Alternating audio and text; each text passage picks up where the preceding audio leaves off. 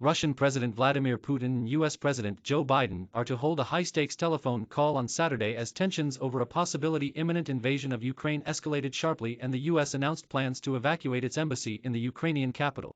Before talking to Biden, Putin is to have a call with French President Emmanuel Macron, who met with him in Moscow earlier in the week to try to resolve the crisis. Russia has massed troops near the Ukraine border and has sent troops to exercises in neighboring Belarus, but insistently denies that it intends to launch an offensive against Ukraine. However, Russian Foreign Ministry spokeswoman Maria Zakharova said Saturday that the country has optimized staffing at its embassy in Kyiv, but said the move was in response to concerns about possible military actions from the Ukrainian side. We conclude that our American and British colleagues apparently know about some military actions being prepared in Ukraine that could significantly complicate the situation in the security sphere, she said in a statement. In this situation, fearing possible provocations by the Kyiv regime or third countries, we actually decided to somewhat optimize the staffing of Russian foreign missions in Ukraine. Britain on Saturday told its nationals to leave Ukraine. Armed Forces Minister James Heappey told the BBC that UK troops that have been training the Ukrainian army also would leave the country. Adding to the sense of crisis, the Pentagon ordered an additional 3,000 US troops to Poland to reassure allies. Biden has said the US military will not enter a war in Ukraine, but he has promised severe economic sanctions against Moscow, in concert with international allies. The timing of any possible Russian military action remains a key question. The US picked up intelligence that Russia is looking at Wednesday as a target date, according to a US official familiar with the finding. The official, who was not authorized to speak publicly and did so only on condition of anonymity, would not say how definitive the intelligence was, and the White House publicly underscored that the US does not know with certainty whether Putin is committed to invasion. However, US officials said anew that Russia's buildup of offensive air, land, and sea firepower near Ukraine has reached the point where it could invade on short notice. US officials told the Associated Press that the State Department plans to announce Saturday that virtually all American staff at the Kyiv embassy will be required to leave. The State Department would not comment. The department had earlier ordered families of US embassy staffers in Kyiv to leave. But it had left it to the discretion of non-essential personnel if they wanted to depart. Biden's national security advisor, Jake Sullivan, urged all Americans in Ukraine to leave, emphasizing that they should not expect the US military to rescue them in the event that air and rail transportation is severed after a Russian invasion. Several NATO allies including Britain, Canada, Norway and Denmark also are asking their citizens to leave Ukraine, as is non-NATO ally New Zealand.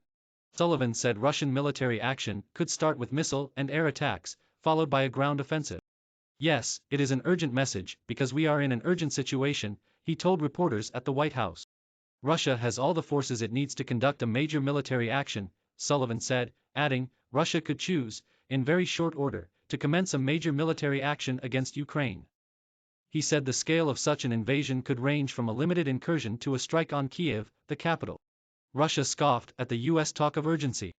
The hysteria of the White House is more indicative than ever, said Russian Foreign Ministry spokeswoman Maria Zakharova. The Anglo-Saxons need a war. At any cost. Provocations, misinformation and threats are a favorite method of solving their own problems. In addition to the more than 100,000 ground troops that US officials say Russia has assembled along Ukraine's eastern and southern borders, the Russians have deployed missile, air, naval and special operations forces, as well as supplies to sustain a war. This week Russia moved 6 amphibious assault ships into the Black Sea, augmenting its capability to land Marines on the coast. Sullivan's stark warning accelerated the projected timeframe for a potential invasion, which many analysts had believed was unlikely until after the Winter Olympics in China end on February 20. Sullivan said the combination of a further Russian troop buildup on Ukraine's borders and unspecified intelligence indicators have prompted the administration to warn that war could begin any time. We can't pinpoint the day at this point, and we can't pinpoint the hour, but that is a very, very distinct possibility, Sullivan said. Biden has said US troops will not enter Ukraine to contest any Russian invasion, but he has bolstered the US military presence in Europe as reassurance to allies on NATO's eastern flank. On Friday the Pentagon said Biden ordered a further 3,000 soldiers to Poland, on top of 1,700 who are on their way there. The US Army also is shifting 1,000 soldiers from Germany to Romania, which like Poland shares a border with Ukraine. Biden spoke to a number of European leaders on Friday to underscore the concerns raised by US intelligence about the potential imminence of a Russian invasion. Sullivan said the Western leaders were completely united and would respond harshly to a Russian invasion with devastating economic and trade sanctions. Russia is demanding that the West keep Ukraine and other former Soviet countries out of NATO. It also wants NATO to refrain from deploying weapons near its border and to roll back alliance forces from Eastern Europe, demands flatly rejected by the West. Russia and Ukraine have been locked in a bitter conflict since 2014, when Ukraine's Kremlin-friendly leader was driven from office by a popular uprising.